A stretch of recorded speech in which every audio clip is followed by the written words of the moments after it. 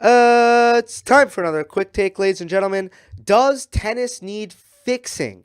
This is a very important topic, something that I have a lot of thoughts on, a lot of things that I want to get off my chest. This is a fascinating discussion, and for some reason, I feel like now is the appropriate time to have this discussion. Why is that?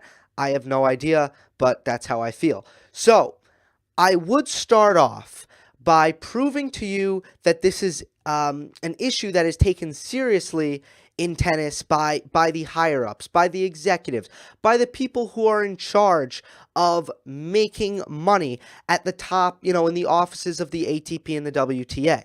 But I don't feel like I need to provide you with a quote, for example. I feel like the ATP Next Gen Finals and what they've done with that tournament is evidence enough that this is an issue that's being taken very seriously. So for this Next Gen Finals, which was an incredible idea, by the way, in which you take some of the sport's most promising young guns and you kind of put them in a format similar to the ATP World Tour Masters Finals at the end of the year-end championships, as many like to call them. You have that kind of thing going on, except with the younger players, and it offers a chance to showcase kind of the future of the sport. But they experimented with a lot of different rules for the inaugural ATP Next Gen World Championship. There are some of those rules. And as you can see, all of these rules involve shortening tennis. And that is what everyone is talking about. How can we shorten tennis? Tennis takes too long. So let's try shorter sets. Try only playing to 4. Let's try no ad scoring. Let's try no lets. Let's try a shot clock. A couple of things not on this list. Let's eliminate lines judges and just use Hawkeye. Let's introduce on-court coaching. Now, that wouldn't really shorten the game, but as you can see, pretty much every other rule besides the on-court coaching aspect would be a rule that would help shorten the game. Because this is what the people in charge, they think that the reason young people aren't watching tennis is because tennis is taking too long. I want to pose this question to people, to my international viewers. Is this a problem where you come from? Because in the United States, this is definitely a problem. Tennis is sort of like an old person sport. The average viewer of tennis, I feel, now I don't have statistics, so I don't really want to just kind of bloviate some BS without any support, but there are not a lot of young people watching tennis. Certainly, I don't know many young people watching tennis. So the answer supposedly is shortening the game. Before I provide my thoughts on this, I want to say this. The only way you can find out if something like this is the case, is it indeed the length of tennis that is not prohibiting, but not, suitable for younger audiences? Is it the length? The only way you answer these questions is by experimentation. Period. End of story. Anyone's opinion on this is purely speculation. There is no way of knowing unless you try something. The only way to actually prove causation is a controlled experiment. And so I'm completely in favor of the ATP experimenting with these rules. Do I think that this is the answer? No. For one, and this is a bit anecdotal, but I don't know anyone who will only watch the 5th set. Oh yeah, I like tennis, but I can't sit down for a whole match. I just watch it at the end. Or I only watch a little. No, I know people who watch tennis because they think it's exciting. I know people who don't watch tennis because they think it's boring. I've never met anyone who watches portions of a tennis match. Baseball, on the other hand, I think, that's a sport that also has a length issue, and I know people who actually never watch full baseball games, only watch a little bit. But with tennis, I don't actually know anyone where that is indeed the case. If you look at it by a rule-by-rule basis, I guess Shorter sets I don't like because the beginning of the set is too important. I want to see comebacks. I want to see shifts in momentum. So I don't really love the shorter sets because I feel like you go down a break and there's not a lot of opportunity for the other player to come out. These are just my opinions. This is just kind of my gut reactions. No ad scoring, I actually don't have a huge issue with. No lets, I kind of do have an issue with that. Something I love about tennis, this is the sport where probably the least amount of luck is involved, which is why you kind of see the same guys winning a lot, or you see the better player winning a lot of the time. There's not a lot of luck in tennis. The only luck that I can think of are net cords. And the more luck you can eliminate in a sport, the better. So to add flukiness by eliminating the let, I don't understand that. And then a shot clock, look, tennis, you got to let the players catch their breath. So when players take 25, 30 seconds in between points after a 12-shot rally, and even a 12-shot rally isn't that long, you still need 25 seconds. You might need 30 seconds. This is a fact of life. They're human. You can't have these players starting points before they've recovered. You don't want to see players, and it's just unnatural to do. If you've ever played tennis, you're not gonna rush to the baseline to serve and start the next point when you have extra time to catch your breath. I feel like 30 seconds is pretty harsh, to be honest, and it's good. It's good. It needs to be harsh. You need to keep it flowing. But to have players rush to the line after long rallies seems ridiculous to me. So those are my individual thoughts on the rules themselves. And then in terms of Hawkeye, by the way, to eliminate lines people, I have no issue with that. I find that very interesting, actually. And I'm thinking you give that a little bit of time, and that will come to fruition. I think lines judges will be eliminated from the sport, to be honest. So those are my opinions on the rules, but I don't think that length is the issue. I really, really, really don't think length is the issue. I think that there is a lack of narrative in tennis. I think that is the biggest issue in tennis. So what I want to do in this video is I want to compare tennis to the UFC. It's not because, and I love the UFC, but the reason I want to make this comparison is because they're both one-on-one sports. I find them the most similar. And golf, well, golf has a lot of the same problems that tennis has, so golf isn't a good comparison either. Team sports are very different from individual sports in the economics. If you live in Valencia, Spain, then you root for Valencia FC. That's how team sports work. So La Liga will always have that market. If you live in Golden State, you root for the Golden State Warriors in basketball. So, you kind of have de facto customers, de facto rooting interest. But in tennis, a lot of the times, you don't get that. You don't get kind of free interest by nature of geography. You actually need to attract audiences through other means than just geography. Unless excuse me, unless you're talking about ticket sales, in which case then you have some geographical factors. So I feel like there's a lack of narrative, and I think that the UFC in particular does a very, very good job of creating narratives. People love stories. They want underdog stories. And what stories do is stories create a protagonist and an antagonist, and it gives people rooting interest. Would you rather watch a game? Take a team sport. Would you rather watch a random game where you don't care at all who wins, or do you enjoy watching sporting events where you're rooting for one team or another, one player or another? Almost always you are going to enjoy rooting for one side to win. Stories create a villain. Stories create heroes. And that's why tennis needs stories. So there are two factors here. There are the players and there are the promoters. In MMA, it's called a promoter. In tennis, it's the tour. But I might refer to the tour as a promotion because that's what they do. They promote tennis. So we start with the athletes themselves.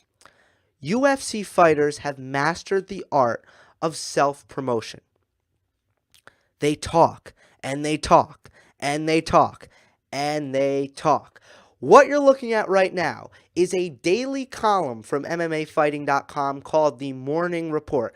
Every morning, they come out with a morning report where they basically look at the biggest fight news of the day. Hold on. There's only one event a week. One UFC event a week, if that. Sometimes there's none. Yet this column is every single day, and they have bulletin board material every single day because the fighters talk. So what is this? Uriah Faber hints that a fight with TJ Dillashaw could coax him out of retirement. These fighters have a history. TJ Dillashaw just became the champion, the bantamweight champion. Uriah Faber and TJ Dillashaw used to be best of friends, and they had a falling out. I'm not going to go into more detail than that. But Uriah Faber said this. I can't read the date. Maybe you can. But Uriah Faber said this after Dillashaw won the belt. And look at this. A couple of days later, possibly the next day, once again, I can't read the date. TJ Dillashaw fires back. He talks a little trash. He says that Uriah Faber would be the easiest payday ever. Easy money, easy fight. What are these fighters doing? Why do they do this? Why are they saying these things? It's called self-promotion. They are adding fuel to a fire. They are promoting a potential fight that could happen in the future. And, the more they talk, the more they rile each other up, the more they verbally spar, they make declarations, the more fans take a side. But they also need a platform to do it. And that's another thing that the UFC is very good about. It's not enough if the fighters talk and if the fighters self-promote, which I think that, like I just said, they do a fantastic job of self-promoting.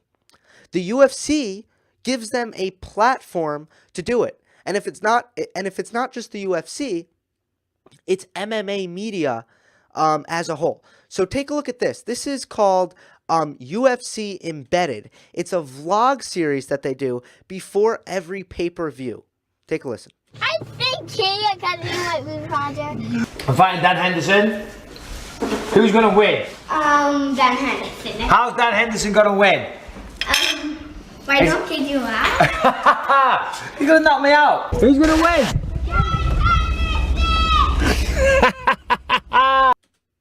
How great is that? That is Michael Bisping's son repeatedly picking his own father to lose the fight. It's a window into Michael Bisping's life because what the UFC does, in this case, they bring cameras to Michael Bisping's house the week of the fight and they follow him around just to promote the fight. And we get little tidbits like that where, maybe that made Michael Bisping more likable. You want him to win more now. You see him interacting with his kids. You think he's funny. You think his son is funny. Human interest, emotional appeal. This is how people get more interested in a fight in this case. Take a look at this. Now, this is not a function of the UFC. This is separate media. This is a show called the MMA Hour.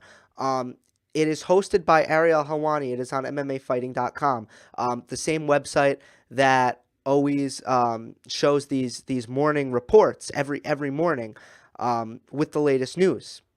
This show is almost purely an interview show where Helwani interviews all of basically the most topical fighters for the week. So, Georges St. Pierre in this case just returned from a 4-year hiatus to win the welterweight belt. And on Thursday, normally it's Monday, but on the Thursday after, we got a 30-minute long interview with Georges St. Pierre that sounded a little bit like this. Your body just kind of shut off. Yeah, and the morning of the fight, I tried to force myself to eat, to put it all back, and I threw up my breakfast. Really? Yes, I went back in my room and I threw up my breakfast, and I called my nutrition coach. I said, man, I threw up my breakfast. He said, it's not so bad. It's the importance is your hydration. He threw up before the fight. How crazy is that? We're learning things. Wrinkles are being added. So GSP wasn't 100%. He went up a weight class. He was trying to eat more. It was killing him.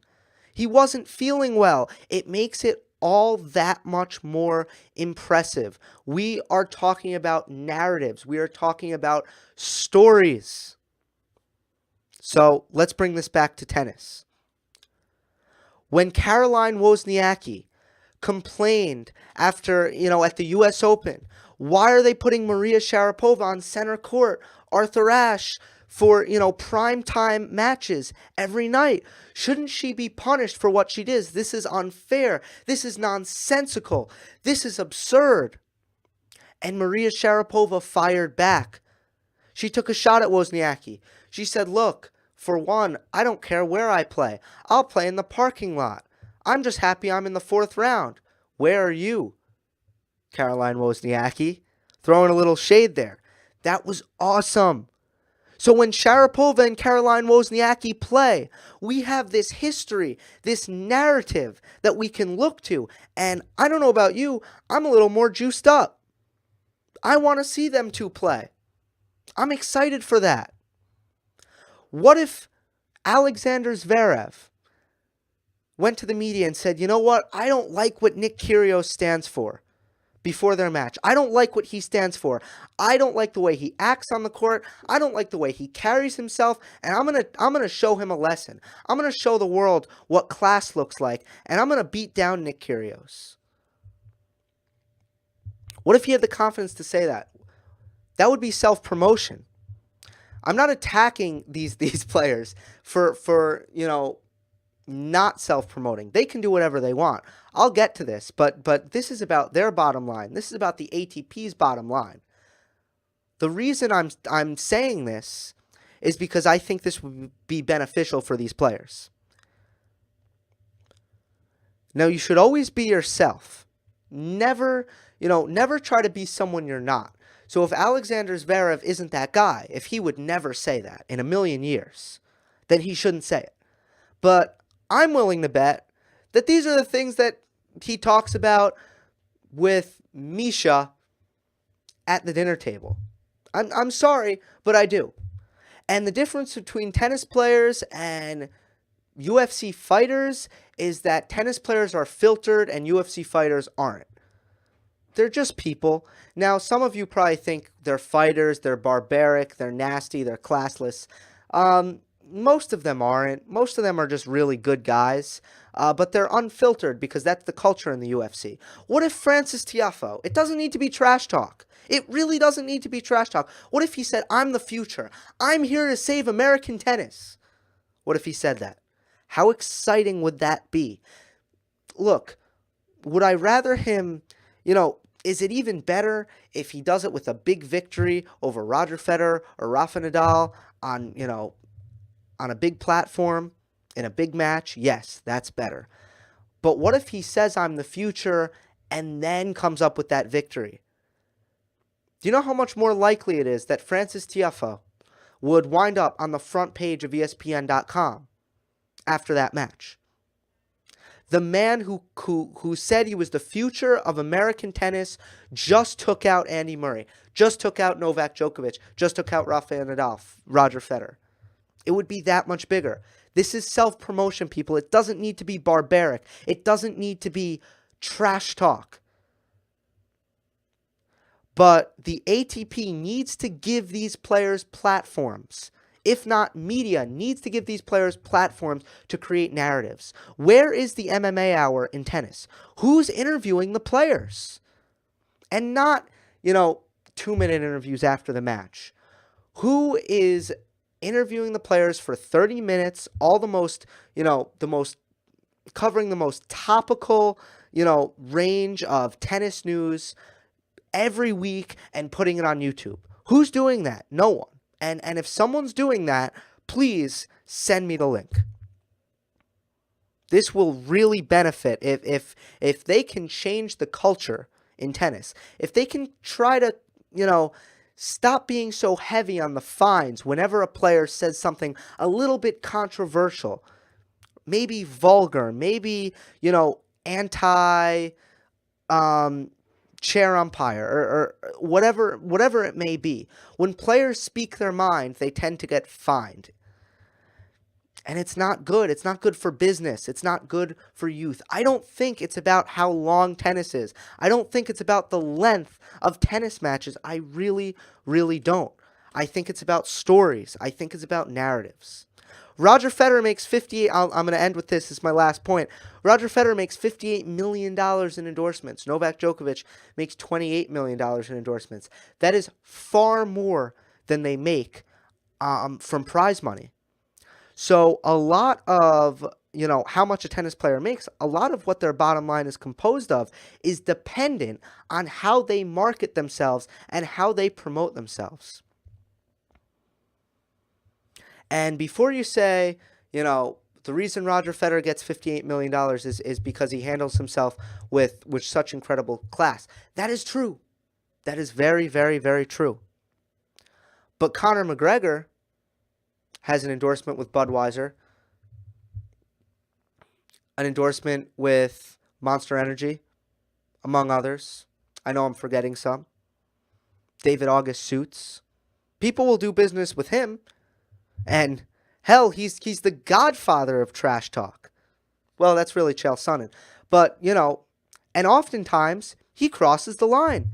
He says things that are quite frankly unacceptable. He does things that are quite frankly unacceptable. Now, I think you got to take it with a grain of salt, and you got to understand, I think he means nothing but good, but the reality is, if the ATP and the WTA wants to attract young audiences and the players want to start making more money, they need to start learning self-promotion, and people need to start giving them the platform to promote themselves. Hope you enjoyed. Don't forget to subscribe. I'll see you next time. Stay tuned for some ATP year-end Masters recaps of the matches. Thanks.